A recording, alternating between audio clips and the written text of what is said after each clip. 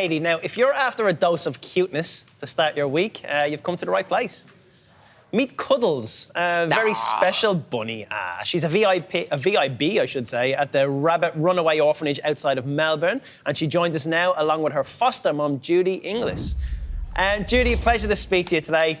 That's gorgeous. Cuddles, though, unfortunately uses a wheelchair. What's her story? How did she come to be with you? Tristan, she came to us 3 years ago.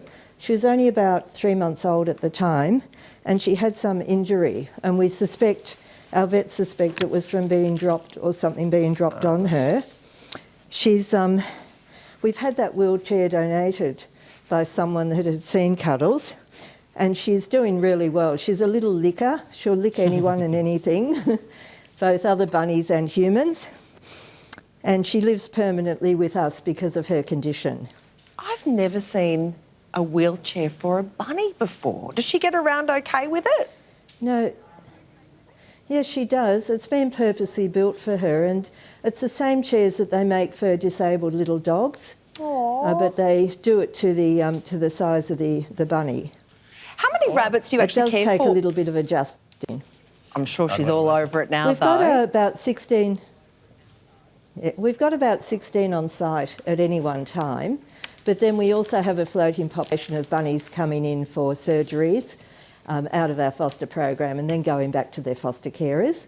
We do have quite an extensive foster program. We're one of the few rescues that looks after bunnies that come in with some health issues.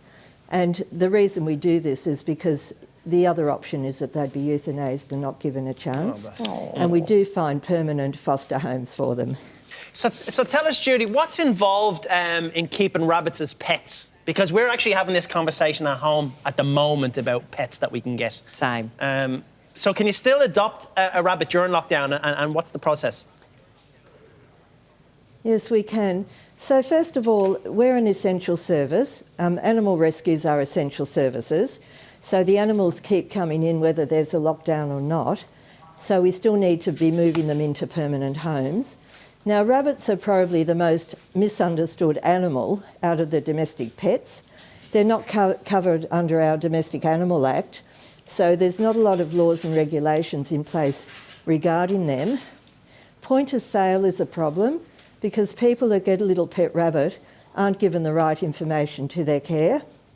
There's a couple of things people need to know. They must desex their animals. If they get an animal from a breeder or from Gumtree or wherever, they must take them to the vet, make sure they've got the right sex.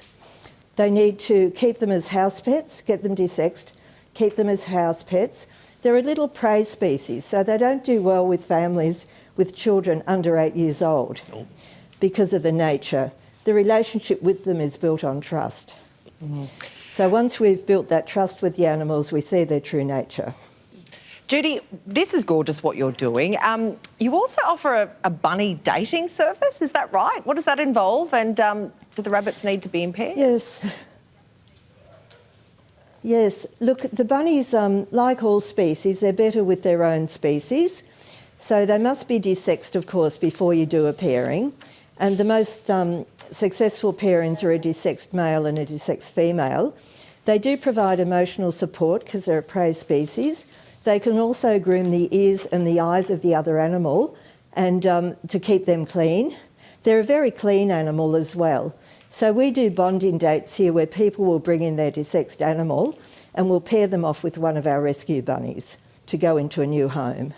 Oh, that's beautiful. Well, with a name like Cuddles and a fetish like licking, he won't be waiting long. Thanks for that, Judy. The Rabbit Runaway Orphanage is desperate for help. You can make a donation at rabbitrunaway.org.au/GoFundMe. Judy, thanks for your time today.